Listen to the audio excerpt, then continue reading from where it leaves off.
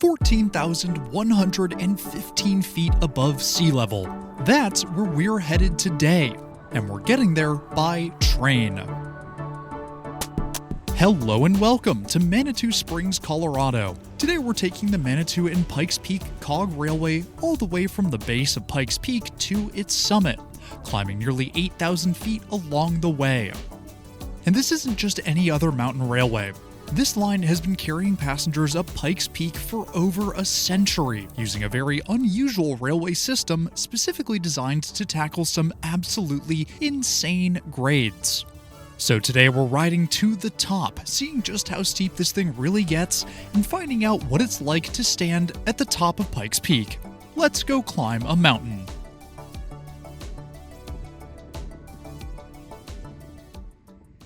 Our journey begins here at the Cog Railway Depot at the base of the climb. First opened in 1891, the Pikes Peak Railway operated continuously from its opening until 2017 when the railroad underwent a long overdue renovation.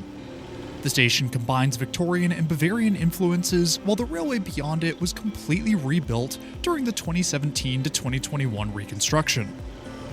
That reconstruction also brought 3 new trains from Swiss manufacturer Stadler, a company with plenty of experience building trains for mountainous environments. While there are plenty of seats and huge windows throughout the train, there's only one seat that gives the best experience: the front row. And that's exactly where we'll be sitting. There's only 3 seats up front. The outermost provided a sliding window for optimal viewing at all angles.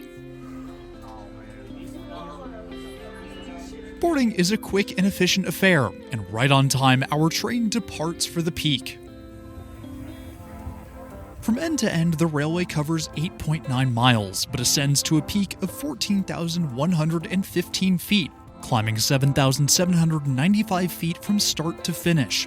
That's nearly 1.5 miles of elevation gain.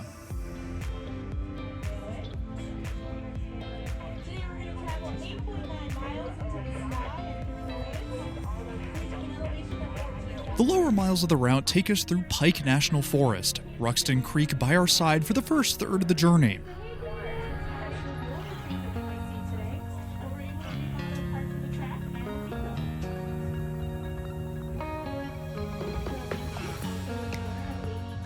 On a journey as old as the Pikes Peak Railway, there's bound to be plenty to see outside of the scenery. Part of the onboard experience is a wonderful commentary pointing out all the points of interest along the ride. So on the 2-seat side, you can see our beautiful boulders out here. Our rocks are over 900 million years old. They have their own category. It's called Pikes Peak Granite. We love our rocks here in Manitou. We don't take them for granted.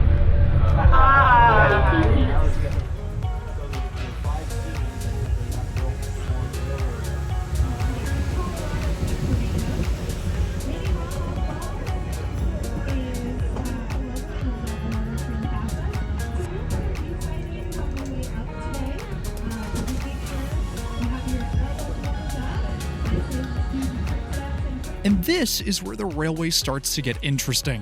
Cog railways are specifically designed to tackle grades that ordinary railways simply can't handle. The steepest of these is Son of a Gun Hill, and I'll let our wonderful guide IKEA tell you all about it. This is a grade of 25%. It's called Son of a Gun Hill because when they used to run steam engines up the mountain, the conductor and the fireman would haul so much coal into the furnace that by the time they get to the top, they would go, "That was a son of a gun." Hence the name, Son of a Gun Hill. I know it doesn't look bad through the camera, but trust me, these hills are insane. Ruxton Hydroelectric Plant appears on our left, the oldest hydroelectric plant west of the Mississippi, powering around 200 homes in Colorado Springs. A break in the trees reveals our destination on the mountaintop ahead. It may be within eyesight, but we've still got another 4,500 feet of elevation to go. While it's hard to show through the camera just how steep these grades are, this straight shot up the mountainside gives a pretty good idea of what we're working with. This 4,100 foot straightaway ascends roughly 600 feet. That works out to an 8-degree incline, or about half of the steepest grades along the line. And it looks absolutely insane from down here. We're riding on one of Pikes Peak's 3 new Stadler trains, but the railway also retained 3 older 2-car DMUs during the reconstruction. These were built by Swiss Locomotive and Machine Works in 1963 and 1975.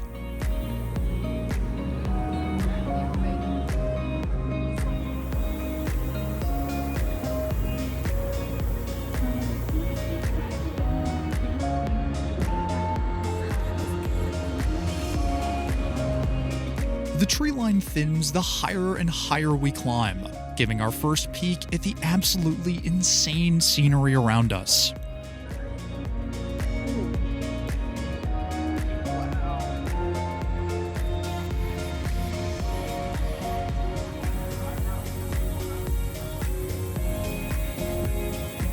We've come a long way, I'm sure. The tracks glitter in the cold, and we're riding the railway to heaven. The views are absolutely breathtaking, and while I could talk about them for hours, I'll just show you.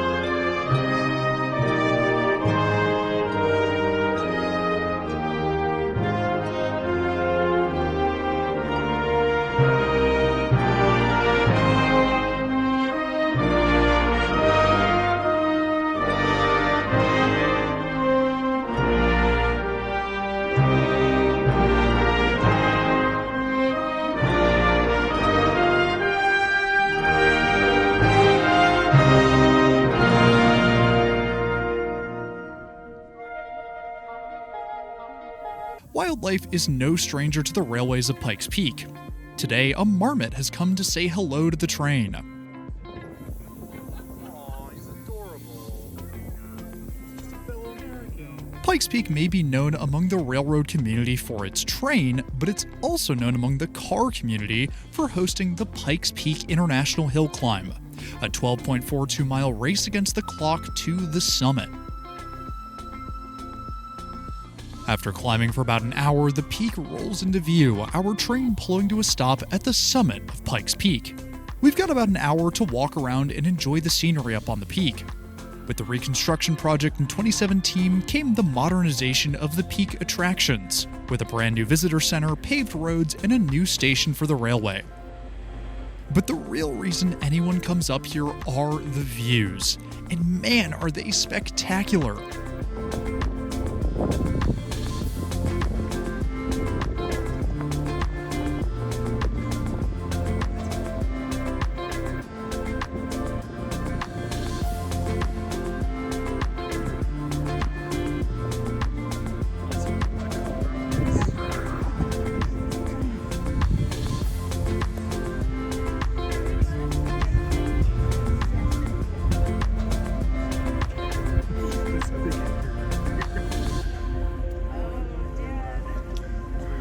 Somewhere down there at the bottom of that canyon is the base station we departed from an hour and 7,795 feet ago.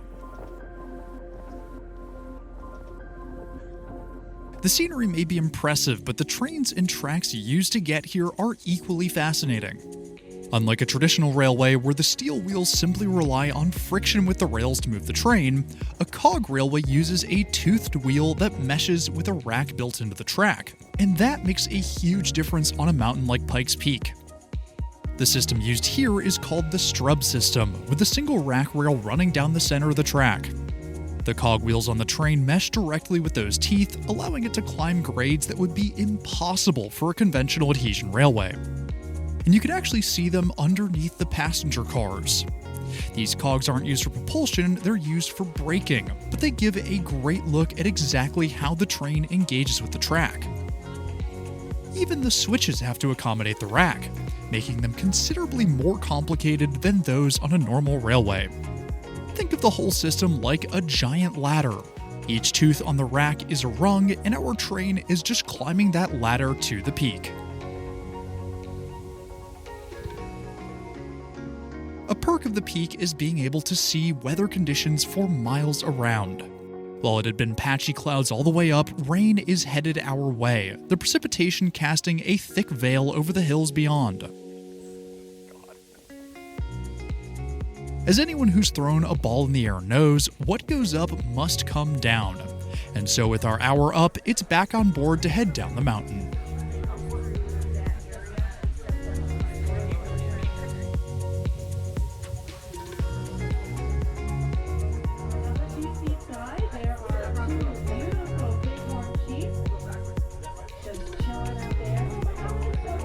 Now, if you're going to be on this train for an hour up and an hour back, the seats should at least be decent.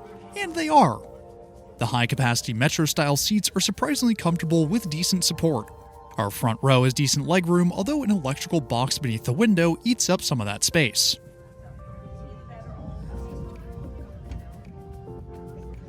The real advantage up here are said windows. Along with the forward-facing view, we've got a sliding side window that gives us a great view of the landscape without having to get up. There's not much else on board, no bathrooms, trash cans, or even other amenities. But with scenery like this outside, I don't think most people are going to care.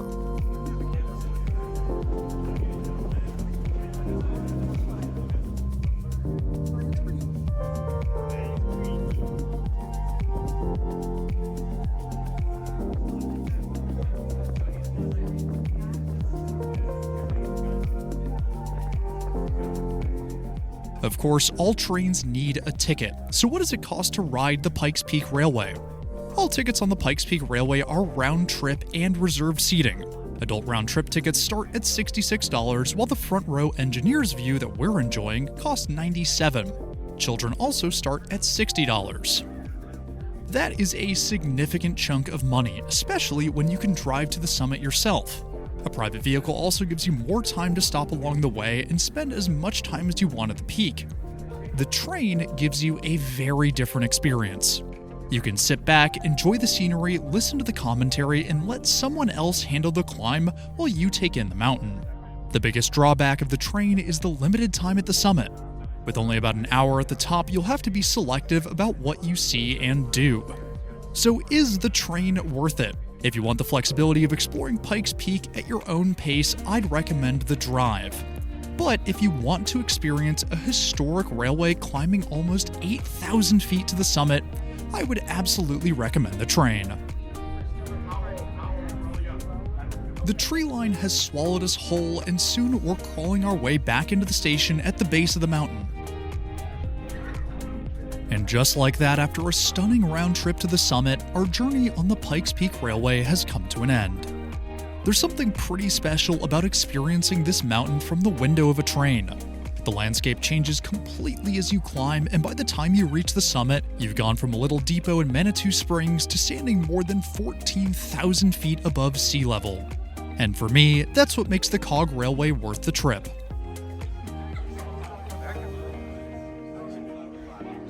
If you want to experience the full ride from base to summit and back again without having to travel, then check out the Cab View POV on the second channel. Links will be in the top right or in the description below.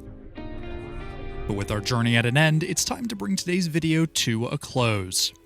If you're new around here, I would really appreciate it if you hit that subscribe button down below. It's totally free and it really helps support the channel. I want to give a huge shout out and thank you to my loyal patrons and members. Y'all are amazing and your incredible generosity is greatly appreciated. If you too aren't naming the video or just want to support the channel in more ways than one, then head on over to the links in the description below. But anyways, that's all I have for today. Thanks for riding with me, and I'll see you in the next one.